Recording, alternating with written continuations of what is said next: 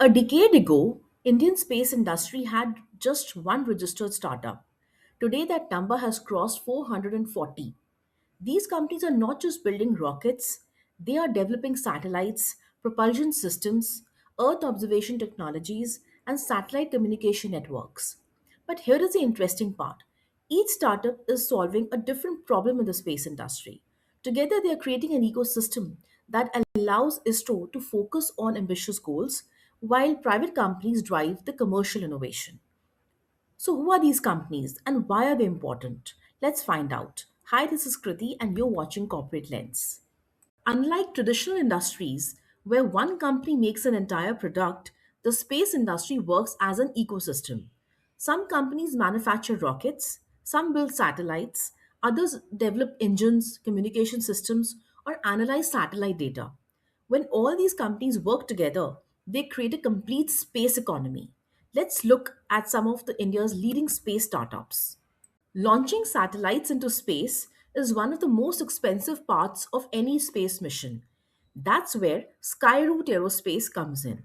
The company first made headlines in 2022 by launching Vikram S, India's first privately developed rocket to reach space.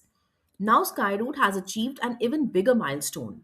Just days ago, it successfully launched Vikram 1, becoming the first Indian private company to place an indigenously developed orbital rocket into orbit.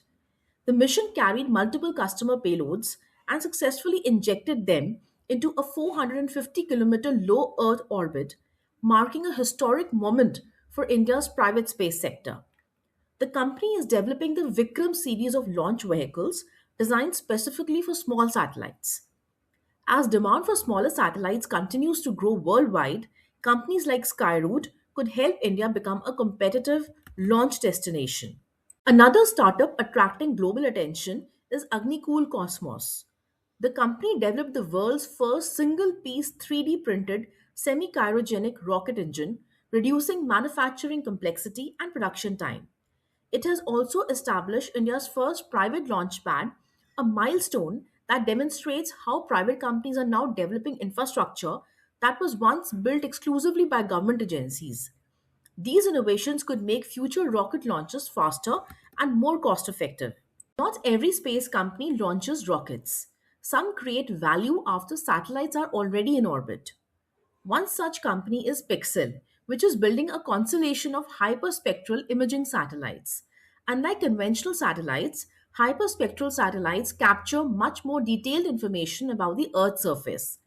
This data can help farmers monitor crop health, detect mineral deposits, manage forests, track pollution, and improve disaster response. Pixel is also leading a 1200 crore rupees public-private partnership to build India's first commercial Earth observation satellite constellation. This shows how private companies are increasingly working alongside the government on national space infrastructure. Companies like Dhruva Space are providing end to end satellite solutions, from designing and integrating satellites to supporting missions after launch. Meanwhile, Bellatrix Aerospace is developing advanced propulsion systems that help satellites remain in orbit longer while consuming less fuel. Although these companies operate in different areas, together they strengthen India's capabilities across the entire space value chain. Perhaps the biggest impact of these startups is on ISRO itself. Earlier, ISRO had to design satellites, manufacture components, launch missions, and manage many commercial activities. Today, many of these commercial responsibilities are gradually shifting to private companies. A good example is a small satellite launch vehicle, or SSLV.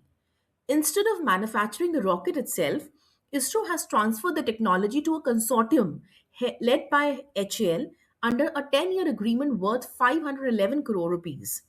This allows private industry to manufacture and commercialize SSLV while ISRO focuses on future technologies and advanced missions. It's a model similar to what NASA follows in the United States, where private companies handle commercial launches while the space agency concentrates on exploration and research. India's space startups are no longer supporting players. They are becoming an essential part of the country's space ambitions. From rockets to satellites and propulsion systems and Earth observation technologies, these companies are becoming a complete commercial ecosystem around ISRO. The next challenge, however, is bigger. Can this growing ecosystem help India become the world's leading space powers? I will explore that in my next video. So stay tuned for my next video. And if you find this video informative, do like, share, and subscribe to Corporate Lens for more such insights.